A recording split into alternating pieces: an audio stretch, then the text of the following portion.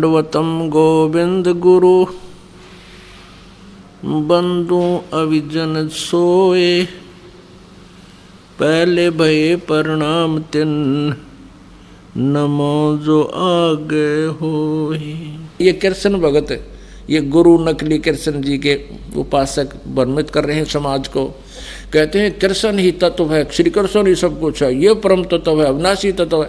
और फिर उसे प्रश्न किया, क्या ब्रह्मा विष्णु महेश नासवान है? कहाँ ब्रह्मा विष्णु महेश का जन्म मृत्यु तो नहीं कह सकते। सर्ग के बाद फिर उनका पूर्ण परमात्मा में विलीन हो जाते हैं और फिर सर्ग के बाद वापस आ जाते हैं। फिर प्रश्न किया कि ब्रह्मा विष्णु महेश किसकी साधना करते हैं?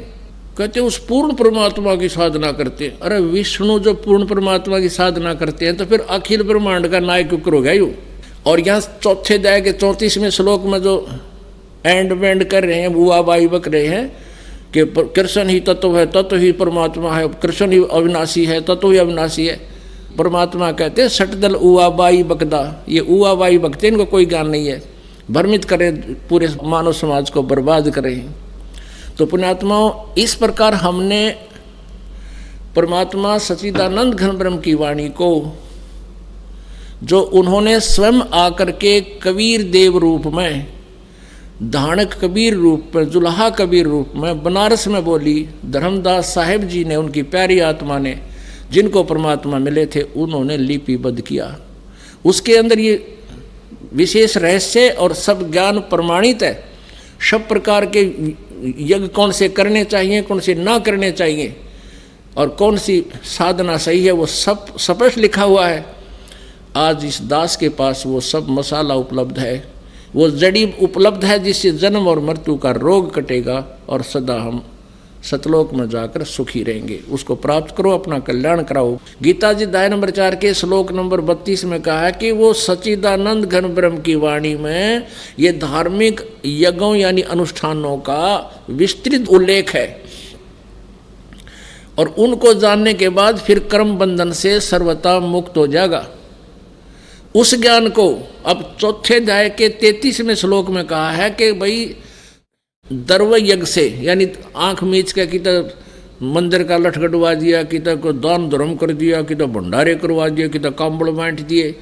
कहते हैं आंखें बंद करके द्रव यज्ञ करने की अपेक्षा वो ज्ञान यज्ञ श्रेष्ठ है। वो ज्ञान यज्ञ ही श्रेयकर है, वही लाभदायक है। ज्ञान यज्ञ का तात्पर्य सत्संग, तत्वदर्शी संत के वचन, उनको सुनना चाहिए। उसके बाद फिर उसके बताए अनुसार विधिवत साधना करने से और दान करने से लाभ होगा। वैसे मनमाना आचरण करने से कोई लाभ नहीं होगा। अब वो तत्व ज्ञान, वो सच्चिदानंद घन ब्रह्म की वाणी चौथे अध्याय के 32वें श्लोक में जिसके विषय में कहा गया है, वो सच्चिदानंद घन ब्रह्म के मुख से बोली गई है, वो कबीर वाणी चौथे अध्याय के 34वें श्लोक में कहा है। उस तत्व ज्ञान को, वो तत्व ज्ञान है, तत्वदर्शी संतों के पास जाकर समझ। उस तत्व ज्ञान से तो गीता ज्ञानदाता यानी ब्रह्म भी अपरिचित है, वो अल्पज्ञ है, वो कंप्लीट ज्ञान नहीं रखता। नहीं तो 4 बात और लिख दो, जब 18 अध्याय बोले ये भी कह दो ये बात है, उसमें ये ज्ञान है, ऐसा है नहीं, उसको पता नहीं। ये कृष्ण भगत, ये गुरु नकली कृष्ण जी के उपासक भ्रमित कर रहे हैं समाज को। कहते हैं कृष्ण ही तत्व है, तत्व ही भगवान है, भगवान ही सब कुछ है, श्री कृष्ण ही सब कुछ है, ये परम तत्व है, अविनाशी तत्व है। गीता ज्ञानदाता ने गीता जी अध्याय नंबर 4 के श्लोक नंबर 25 से लेकर 31 तक बताया है कि कोई देवताओं की पूजा करता है और कोई यज्ञ करता है, कोई स्वाध्याय ही करता है, कोई तीक्ष्ण अहिंसावादी व्रत करता है, जैसे मुंह पर पट्टी बांध ली, नंगे पांव घूमते हैं। ये सभी साधना करने वाले साधक अपनी अपनी साधनाओं को पाप नाशक मानते हैं, पाप नाशक जानते हैं। यदि उनको ये पता लग जाए ये पाप नाशक नहीं है, ये मोक्षदायक नहीं है, तुरंत त्याग देंगे। लेकिन जो साधना कर रहा है उसको अच्छी मानकर, श्रेष्ठ मानकर ही कर रहा है। श्रीमद् भगवत गीता अध्याय नंबर 4 के श्लोक नंबर 32 में कहा है कि जो साधनाएं अभी मैंने 25 से लेकर 31 तक तुम्हें बताई, इस तरह की साधनाएं यज्ञ यानी धार्मिक अनुष्ठान, यज्ञ माने धार्मिक अनुष्ठान, ब्रह्मणे मुखे सच्चिदानंद घन ब्रह्म की वाणी में, यानी कबीर वाणी में, सच्चिदानंद घन ब्रह्म की वाणी में, परमेश्वर की वाणी में, तत्व ज्ञान में विस्तार से कहे गए हैं। उनको जानने के बाद फिर पूर्ण रूप से सभी पापों के कर्मों के बंधन से मुक्त हो जाएगा। यहाँ गीता अनुवादकों ने अनर्थ कर रखा है, यहाँ ब्रह्मणे मुखे का अर्थ कर दिया वेद की वाणी। नहीं, वेद की वाणी तो काल बोल ही रहा है। और यजुर्वेद अध्याय नंबर 40 के श्लोक नंबर 10 से लेकर 13 में कि वेद ज्ञानदाता भी ब्रह्म ही है। ये चारों वेद जो परमात्मा ने दिए थे वो अपने पुत्र ब्रह्मा को दिए हैं। इसमें स्वयं ये बीच में वक्ता भी बना है। ये कहता है कि उस परमात्मा के बारे में कोई संभवात माने जन्म लेने वाला, कोई असंभवात जो जन्म नहीं लेता, निराकार बताते हैं। उसके विषय में भी तत्वदर्शी संतों से पूछो, वही वास्तविकता बताएंगे। परमात्मा साकार है व निराकार। और यजुर्वेद अध्याय नंबर 40 के श्लोक नंबर 10 से लेकर 13 में ये भी स्पष्ट किया है। वेद ज्ञानदाता कहता है कि किसी ने अक्षर ज्ञान हो गया वो तो विद्वान कहलाता है, जिसको अक्षर ज्ञान नहीं उसको अविद्वान कह देते हैं। विद्वान और अविद्वान की परिभाषा भी वो तत्वदर्शी संत बताएगा, उससे सुनो। पुण्यात्माओं, परमात्मा पूर्ण ब्रह्म कबीर देव जी स्वयं परमेश्वर थे। वो संस्कृत भाषा से जानबूझकर अपरिचित सिद्ध किया करते थे, ना वो तो सब भाषाओं को जानते हैं।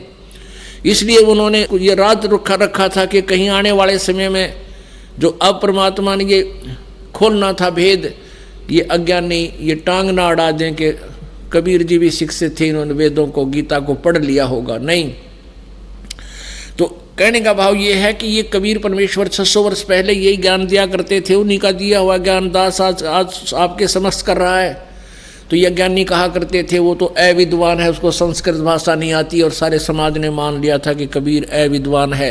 वेद कह रहे हैं ये परिभाषा विद्वान और अविद्वान की नहीं होती। एक अक्षर ज्ञान को सीख ले, जैसे किसी ना संस्कृत भाषा आती है वो इंग्लिश में अविद्वान है, वो पंजाबी में अविद्वान है। एक संस्कृत भाषा के जान लेने से विद्वान और अविद्वान नहीं होता। विद्वान वो होता है जो परमात्मा के तत्व ज्ञान से परिचित है, और वो परमेश्वर कबीर जी थे वो विद्वान। तो कहने का भाव ये है कि वेद भी ऑप्शन छोड़ दिया वेदों ने भी कि उस तत्व ज्ञान को तो कोई तत्वदर्शी संत बताएगा। अगर यहाँ कोई कहे, गीता जी अध्याय नंबर 4 के श्लोक नंबर 32 में इन्होंने ब्रह्मणे मुखे का अर्थ वेद की वाणी लिख दिया, पर प्रथम तो ब्रह्म माने वेद नहीं होता। इन्होंने तत्व ज्ञान से अपरिचित होकर के ऐसे अनर्थ किए हैं। ब्रह्म तो समझो परमात्मा है, वेद उसका विधान है। राजा का अर्थ विधान संविधान नहीं किया जा सकता। अगर कोई करता है तो वो उस उल्लेख से परिचित नहीं, उसमें लेखक बताना क्या चाहता है। तो गीता जी अध्याय नंबर 4 के श्लोक नंबर 32 में ब्रह्मणे मुखे का अर्थ इन्होंने अनर्थ कर दिया, वेद की वाणी लिख दिया। यहाँ लिखना था सच्चिदानंद घन ब्रह्म की वाणी, जबकि 17वें अध्याय के 23वें श्लोक में यही ब्रह्मणे शब्द है। ओम तत्सत इति निर्देश है ब्रह्मणे त्रिविध समर्थ है। उसमें ब्रह्मणे का अर्थ वहाँ ठीक किया इन्होंने, सच्चिदानंद घन ब्रह्म के पाने का, सच्चिदानंद घन ब्रह्म का ओम तत्सत, ये 3 मंत्र के जाप का निर्देश है। या त्रिविध समर्थ, ये 3 प्रकार से इसका सेवन होता है। अब यहाँ ओम तो ब्रह्म का, और तत् ये अक्षर ब्रह्म का, और सत ये परम अक्षर ब्रह्म का। यानी ये तत् और सत ये दोनों सांकेतिक शब्द हैं, ये दास बताओगा। और किसी के पास इस पृथ्वी पर इस 21 ब्रह्मांड में ये ओम तत्सत का वास्तविक ज्ञान नहीं है। ओम तो सीधा ब्रह्म का, तत् ये पर ब्रह्म का, इसको अक्षर पुरुष भी कहते हैं। गीता जी अध्याय नंबर 15 के श्लोक नंबर 16 में क्षर पुरुष और अक्षर पुरुष ये 2 भगवान बताए हैं। और 17वें में कहा कि इन दोनों से अन्य कोई श्रेष्ठ परमात्मा है, वही वास्तव में अविनाशी है, वही पूर्ण परमात्मा है, वो सबका धारण पोषण वही करता है, सबका मालिक, कुल का वो मूल रूप परमात्मा वही है, वो परम अक्षर ब्रह्म है। तो ये ओम तो इस सरपुरुष का यानी ब्रह्म का जाप है, काल का, जो ये स्वयं भी स्वीकार कर रहा गीता जी अध्याय नंबर 8 के श्लोक नंबर 13 में। और तत् और सत, तत् ये परब्रह्म का है, ये गुप्त है, ये दास बताएगा। और सत्य ये भी गुप्त है, ये परम अक्षर ब्रह्म का मंत्र है। इन तीनों को मिलकर इनकी 3 प्रकार से विधि है सिमरण करने की। और इसका जाप करने से वो पूर्ण मोक्ष प्राप्त होता है, जहाँ जाने के बाद फिर कभी जन्म मृत्यु नहीं होती,